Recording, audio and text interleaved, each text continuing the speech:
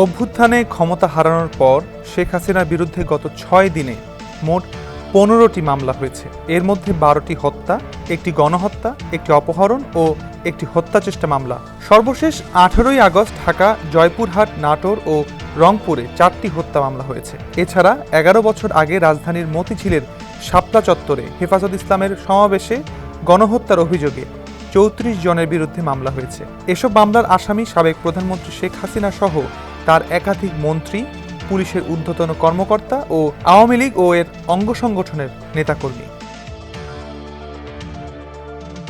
ঢাকা কবি নজরুল সরকারি কলেজের অর্থনীতি বিভাগের শিক্ষার্থী ইকরাম হোসেন কাউসার ও ওমর ফারুক হত্যার অভিযোগে শেখ হাসিনা সহ ১২ জনের বিরুদ্ধে মামলা হয়েছে। ১৮ই আগস্ট অ্যাডভোকেট নাসরিন বেগম ঢাকার মুখ্য মহানগর হাকিম আদালতে মামলার আবেদন করেন। পরে শুনানিতে হাকিম তারিকুল ইসলাম অভিযোগটি মামলা হিসেবে গ্রহণ করতে সূত্রপুর থানা কর্তৃপক্ষকে নির্দেশ দেন। মতিঝিলের শাপলা চত্বরে হেফাজত ইসলামের সমাবেশে গণহত্যার অভিযোগে শেখ হাসিনা সহ ৩৪ জনের বিরুদ্ধে মামলা হয়েছে। ঢাকা মহানগর হাকিম জাকি আল ফারাবি ১৮ই আগস্ট মতিঝিল থানার ওসিকে ওই অভিযোগ তদন্তের নির্দেশ দিয়েছেন। বাংলাদেশ পিপলস পার্টির চেয়ারম্যান বাবুল সরদার চাখারি এদিন মামলার আবেদন করেন। বিরোধী দলে থাকাকালে ২০১৫ সালে কারওয়ান বাজার এলাকায় বিএনপি চেয়ারপারসন খালেদা জিয়ার গাড়িবহরে হামলার ঘটনায় শেখ হাসিনা ও সাবেক স্বরাষ্ট্রমন্ত্রী আসাদুজ্জামান খান কামাল সহ ১১৩ জনের বিরুদ্ধে মামলা হয়েছে। কোটা সংস্কার আন্দোলন চলাকালে নিহত শিক্ষার্থী খালিদ হাসান সাইফুল্লাহ হত্যায় ঢাকার লালবাগ থানায় মামলা করা হয়। এতে শেখ হাসিনা সহ ৯১ জনকে আসামি করা হয়েছে। ১৮ জুলাই আজিমপুরে পুলিশের গুলিতে মারা যান খালিদ। বাদীপক্ষের আইনজীবী মুজাহিদুল ইসলাম জানান, ডিউটি অফিসার আশ্বাস দিয়েছেন মামলাটি আজকালের মধ্যে এজাহারভুক্ত হবে। জয়পুরহাটে কলেজ শিক্ষার্থী নজিবুল সরকার বিশাল নিহতের ঘটনায় শেখ হাসিনা, ওবায়দুল কাদের, জয়পুরহাট ১ ও ২ আসনের সাবেক এমপি সহ ১২৮ জনের বিরুদ্ধে হত্যা মামলা হয়েছে। নাটোরে স্কুল ছাত্র ইয়াসিন ইসলামকে পুড়িয়ে হত্যার অভিযোগে শেখ হাসিনা, নাটোর ২ আসনের সাবেক সংসদ সদস্য শফিকুল ইসলাম শিমুল, নাটোর পৌরসভার মেয়র উমা চৌধুরী জলি সহ ১১১ জনের বিরুদ্ধে মামলা হয়েছে। সদর থানায় মামলাটি করেন ইয়াসিনের বাবা ফজর আলী।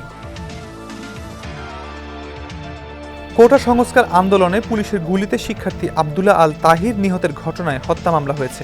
আসামি করা হয়েছে শেখ হাসিনা, ওবায়দুল কাদের সহ ৪০ জনকে। বৈষম্য বিরোধী ছাত্র আন্দোলনের ব্যানারে ১৯ জুলাই মিছিল বের করে রংপুর সিটি বাজারের সামনে পুলিশের গুলিতে তাহির নিহত হন।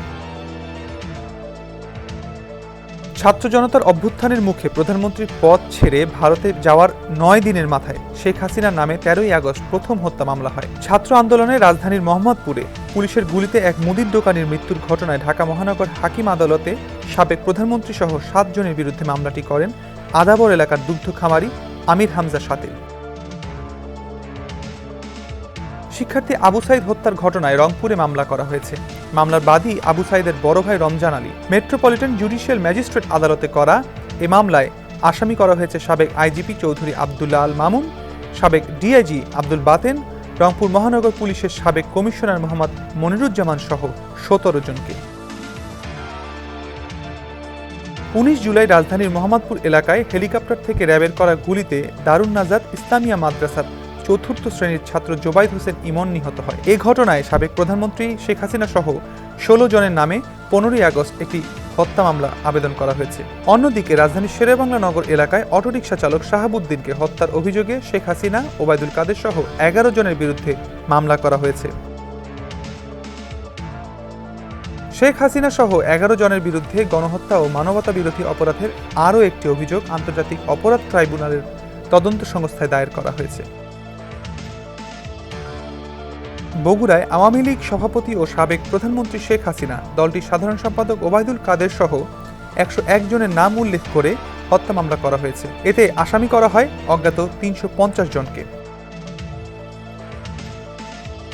কোটা সংস্কার আন্দোলনে চট্টগ্রামে এক শিক্ষার্থীকে গুলি করে হত্যার অভিযোগে নগরীর চান্দগাঁও থানায় মামলা করা হয় শেখ হাসিনা, সাবেক শিক্ষামন্ত্রী মহিবুল হাসান চৌধুরী নওফেল সহ ৩৪ জনের নামে। অজ্ঞাতনামা আসামি করা হয়েছে ৪০ থেকে ৫০ জনকে। মামলার বাদী নিহতের চাচা মোহাম্মদ পারভেজ। নারায়ণগঞ্জে আবুল হাসান নামে এক তরুণকে হত্যার অভিযোগে শেখ হাসিনা, আওয়ামী লীগের সাধারণ সম্পাদক ওবায়দুল কাদের, সাবেক সংসদ সদস্য শামীম ওসমান সহ ৪৮ জনের বিরুদ্ধে মামলা হয়েছে। আবুল হাসানের বড় ভাই আবুল বাশার সদর মডেল থানায় এই মামলা করেন।